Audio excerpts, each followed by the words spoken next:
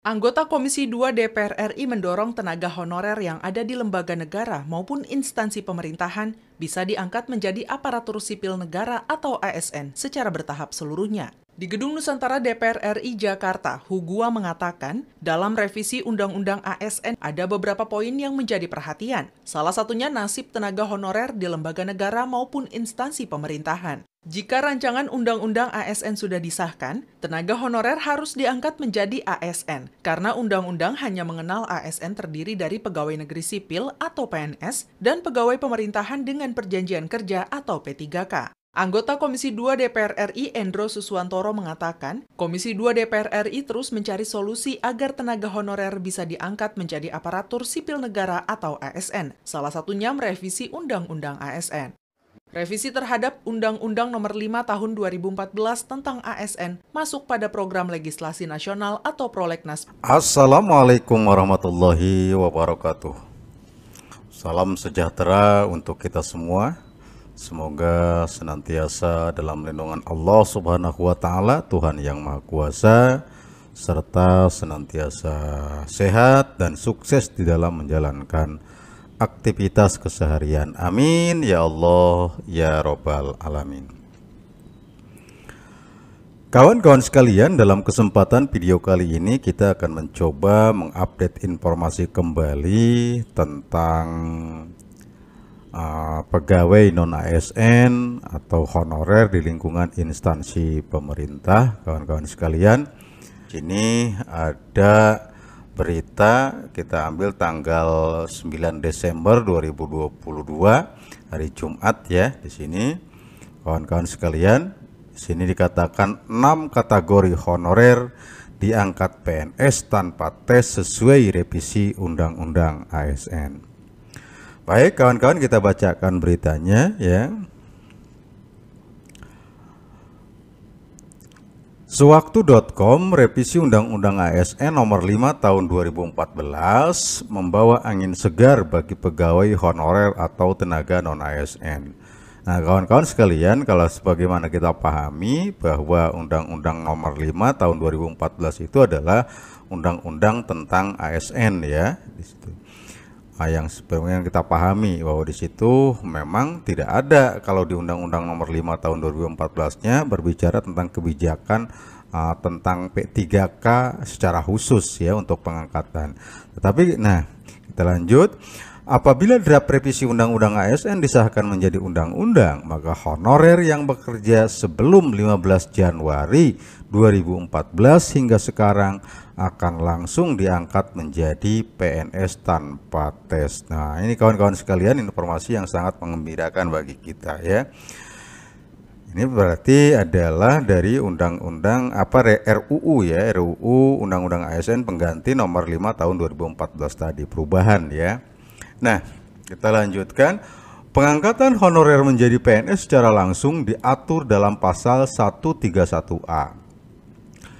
Pasal 131A ayat 1 menyebutkan tenaga honorer, pegawai tidak tetap, lalu kemudian pegawai tetap non-PNS dan tenaga kontrak yang bekerja terus-menerus diangkat berdasarkan surat keputusan yang dikeluarkan sampai dengan tanggal 15 Januari 2014 wajib diangkat menjadi PNS secara langsung dengan memperhatikan batas usia pensiun. Pengangkatan honorer menjadi PNS didasarkan pada seleksi administrasi berupa verifikasi dan validasi data surat keputusan pengangkatan. Pengangkatan PNS memprioritaskan tenaga honorer yang memiliki masa kerja paling lama. Berarti di sini adalah prioritas-prioritas tertentu kawan-kawan sekalian. Pertama tadi ya, batas usia pensiun. Nah, di sini batas usia pensiun. Lalu kemudian masa kerja ya, paling lama. Sini kita lanjutkan, guru honorer dan tenaga kesehatan masuk dalam daftar honorer yang diprioritaskan untuk diangkat menjadi PNS tanpa tes. Kita lanjut kawan-kawan sekalian, bacakan beritanya. Kemudian berikut 6 kategori honorer yang akan diprioritaskan diangkat menjadi PNS secara langsung sesuai draft revisi Undang-Undang ASN. 1. Di sini kawan-kawan sekalian, honorer yang bekerja pada bagian fungsional. Sementara yang kedua adalah honorer yang bekerja pada bidang administratif. Yang ketiga, honorer yang bekerja pada bidang pendidikan. Kemudian honorer yang bekerja pada bidang kesehatan. Yang kelimanya, honorer yang bekerja pada bidang penelitian. Dan yang keenamnya, honorer yang bekerja pada bidang pertanian. Berarti inilah 6 kategori yang dalam draft revisi Undang-Undang ASN nomor 5 tahun 2014 ya, perubahan atas undang-undang itu adalah ini kawan-kawan sekalian ya.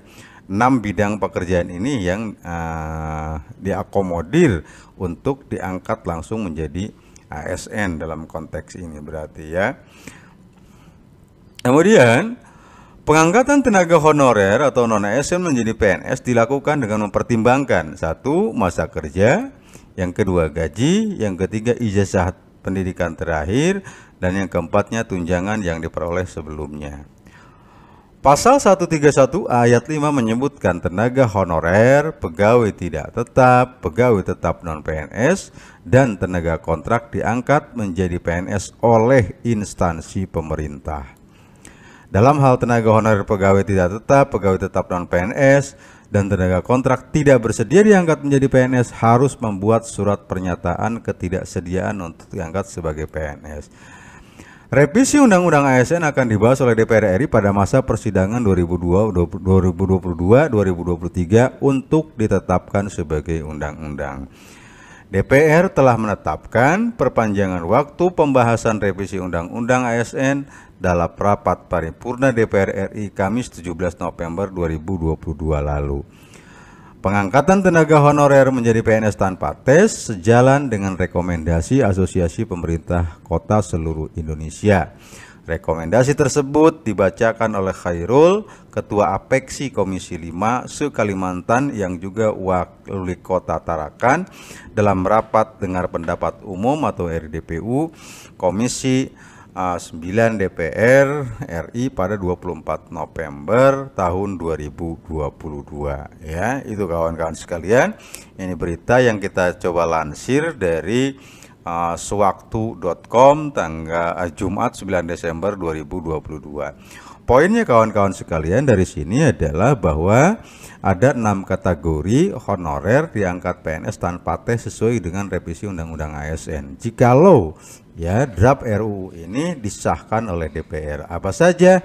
Yang pertama adalah honorer yang bekerja pada bidang fungsional, ya. Yang kedua yang bekerja pada bidang administratif, yang ketiga yang bekerja pada bidang pendidikan, yang keempat honorer yang bekerja pada bidang kesehatan, yang kelima yang bekerja pada bidang penelitian, dan yang keenam yang bekerja pada bidang pertanian. Itu saja kawan-kawan sekalian informasi yang kita coba share dalam kesempatan berbahagia ini, diambil dari atau kita lansir, kita kutip dari sewaktu.com Jumat 9 Desember tahun 2022. Wassalamualaikum warahmatullahi wabarakatuh.